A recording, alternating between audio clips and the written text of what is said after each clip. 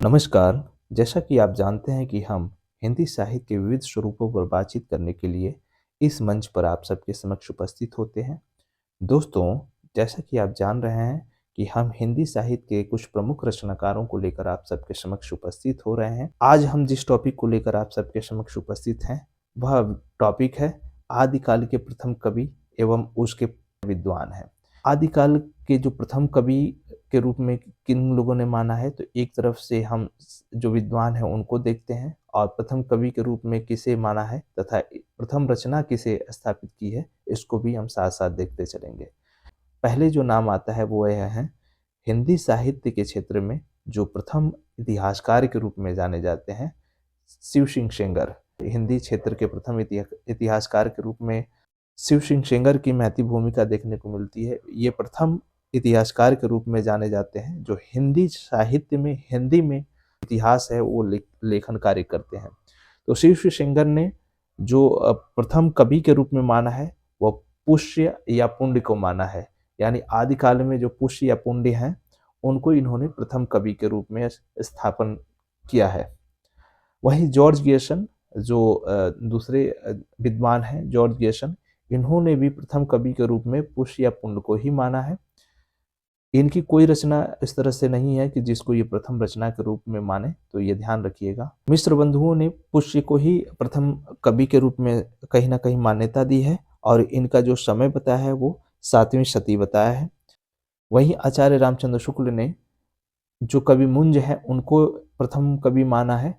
वहीं राम कुमार वर्मा ने स्वयंभू को प्रथम कवि माना है और इनका जो समय है वो 8वीं शताब्दी यानी 783 माना है।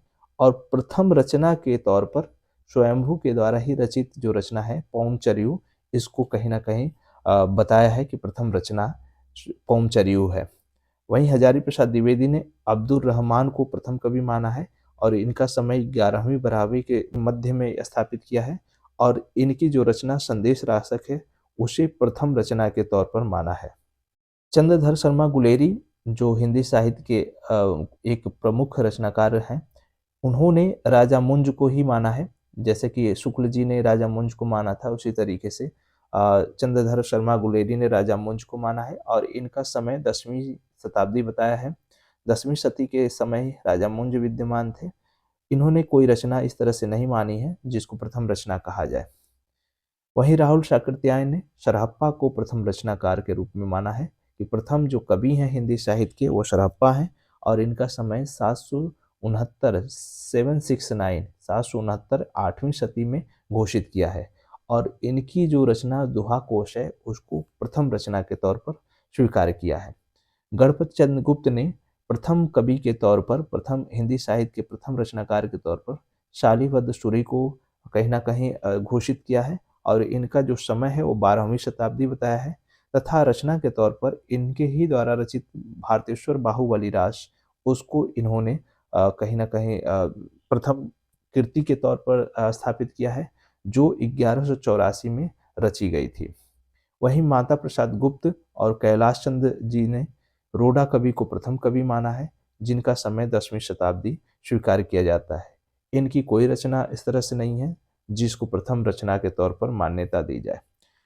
वहीं डॉक्टर हरिश्चंद्र वर्मा ने ब्रजसेन सूरी जो शालीभद्र के गुरु थे उनको प्रथम रचनाकार के रूप में, प्रथम कवि के रूप में घोषित किया है और भारतेश्वर बाहुबली रास जो कि शालीभद्र सूरी की रचना है उसको प्रथम रचना माना है।